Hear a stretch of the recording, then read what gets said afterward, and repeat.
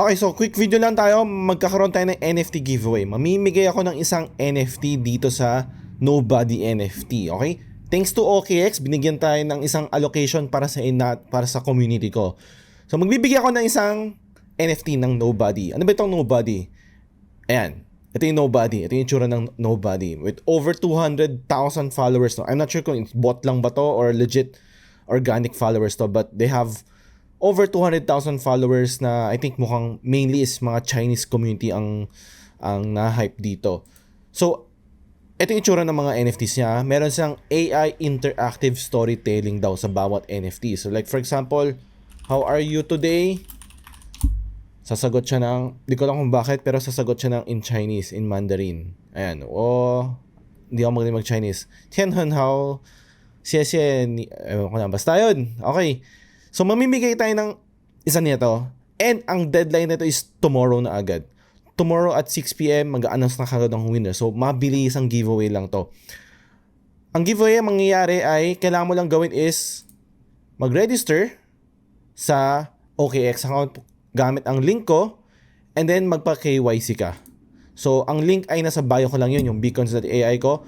So, sali kayo sa, dito. Yung sa pangalawa.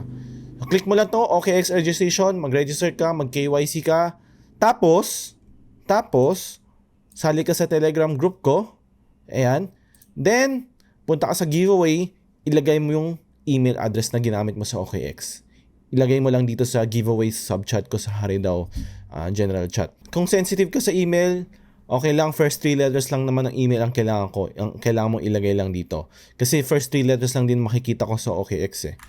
Alright, again, I'm not sure kung hype ba to, I'm not sure kung magandang NFT ba to, but it's free. May chance kang manalo. Ang minting is February 1, 8 p.m. hanggang February 3. And then for raffles and airdrop, February 3 to February 4.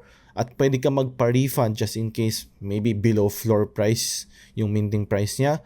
Pwede mo i-refund yan. So, si mint is a little over 1 week away. A little over 1 week away lang siya. It's a 10K collection.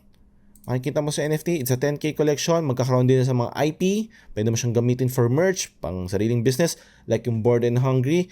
Kung sino man gumawa ng Bored and Hungry, meron siyang Bored and Yacht, ginamit niya yung IP, nakapaggawa siya ng burger store, burger restaurant, joint. So, yun lang. So, link ay nasa bio. Gawa ka ng OKX account. Kung meron ka ng existing account, delete mo yan. Gawa ka ng bago. Use my link. Get KYC.